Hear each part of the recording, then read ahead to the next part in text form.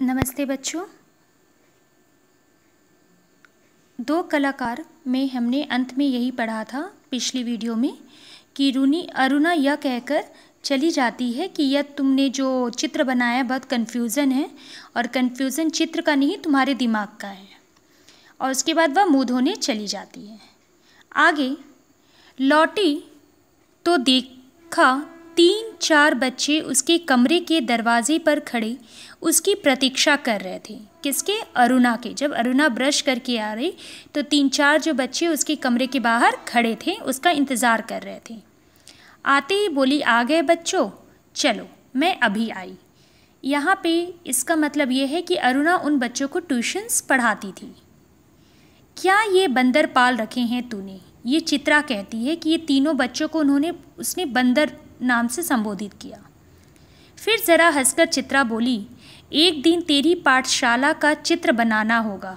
फिर हंसते हुए कहती है कि तेरी पाठशाला मतलब तुम्हारे स्कूल का भी चित्र बनाना होगा जिसमें तुम और तुम्हारे बच्चे रहेंगे।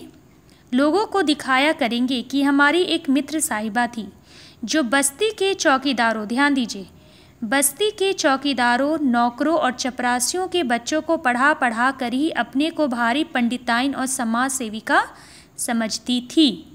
इससे क्लियर होता है कि अरुणा छोटे छोटे बस्ती के चौकीदार, जो वॉचमैन हैं, जो नौकर हैं, जो चपरासी हैं, उनके बच्चों को फ्री में ट्यूशन देकर समाज सेविका का कार्य करती थी। 4 बजते ही कॉलेज की सारी लड़कियां लौट आईं, पर अरुणा नहीं लौटी। अरुणा ट्यूशन पढ़ा के फिर कहीं चली गई। 4 बजे तक वह नहीं आई। चित्रा चाय के लिए उसकी प्रतीक्षा कर रही थी।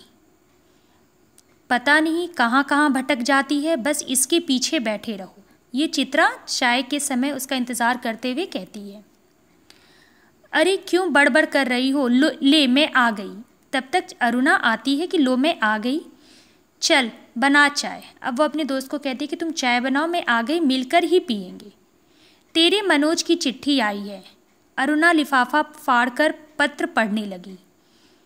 जब उसका पत्र समाप्त हो गया तो चाय पीते पीते चित्रा बोली, आज पिताजी का भी पत्र आया है।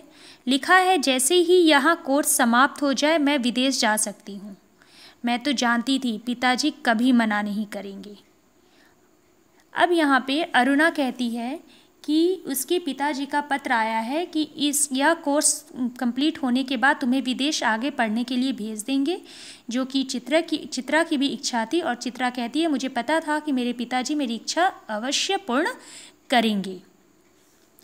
इस पे अरुणा क्या जवाब देती है, देखिए। हाँ भाई, धनी पिता की इकलौती बिटिया ठहरी। देखिए यहाँ पे चित्रा का पारिवारिक स्थिति समझ में आ जाएगा कि वह कैसे घर की लड़की थी।